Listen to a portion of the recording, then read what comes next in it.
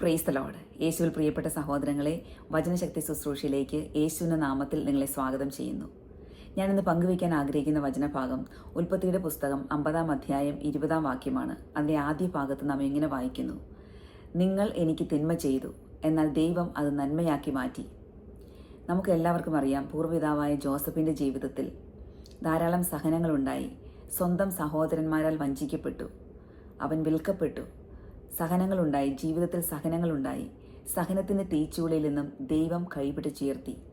എന്നിട്ട് പ്രതികാരം ചെയ്യാൻ ഒരു അവസരം വന്നപ്പോൾ, പ്രതികാരം ചെയ്യാൻ എല്ലാ സാഹചര്യങ്ങളും ഉണ്ടായപ്പോഴും ജോസഫ് ദൈവപദ്ധതിക്ക് കീഴടങ്ങുന്നു.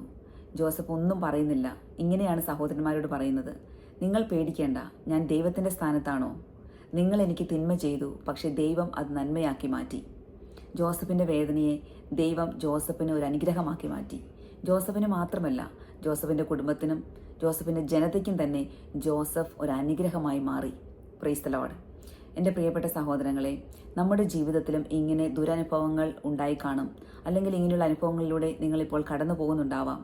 സ്വന്തം സഹോദരന്മാരാൽ വഞ്ചിക്കപ്പെട്ടവർ, ഉറ്റവരാൽ വഞ്ചിക്കപ്പെട്ടവർ. ഇതൊരു വലിയ വേദനയാണ്. ഈ വേദനയിൽ കഴിയുന്നവർക്ക് ജോസഫിൻ്റെ ജീവിതം ഒരു മാതൃകയാണ്, ഒരാശ്വാസമാണ്. അവിടെ ദൈവം ജോസഫിനെ അനുഗ്രഹിക്കുന്ന, കൈപിടിച്ചുയർത്തുന്ന വലിയ അത്ഭുതം നമുക്ക് ശക്തി നൽകുന്നു.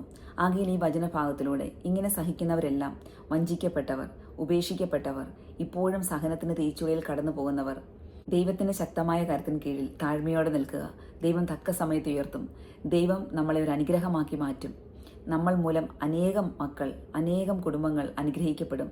നമ്മുടെ കുടുംബവും അനുഗ്രഹിക്കപ്പെടും. ദൈവത്തിൻ്റെ രക്ഷാകരമായ കരം നമ്മുടെ ജീവിതത്തിലേക്ക് കടന്നു വരും.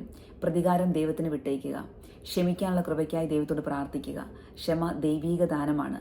ദൈവത്തിൻ്റെ പരിശുദ്ധാത്മാവിൻ്റെ ശക്തിയാൽ നിറയുമ്പോൾ മാത്രമേ ജോസഫിനെ പോലെ നമുക്കും ഇങ്ങനെ ക്ഷമിക്കാനും ഇങ്ങനെ പറയാനും സാധിക്കുകയുള്ളൂ. ശത്രുക്കളെ സ്നേഹിക്കാനും അവരോട് ക്ഷമിക്കാനും നമുക്ക് സാധിക്കുകയുള്ളൂ. നമ്മളെ ഉപദ്രവിച്ചവരെ വെറുതെ വിടാനും അവരെ അനുഗ്രഹിക്കാനും അവരെ ദൈവത്തിന് സമർപ്പിക്കാനും നമുക്ക് പരിശുദ്ധാത്മാവിൻ്റെ ശക്തി ആവശ്യമാണ്.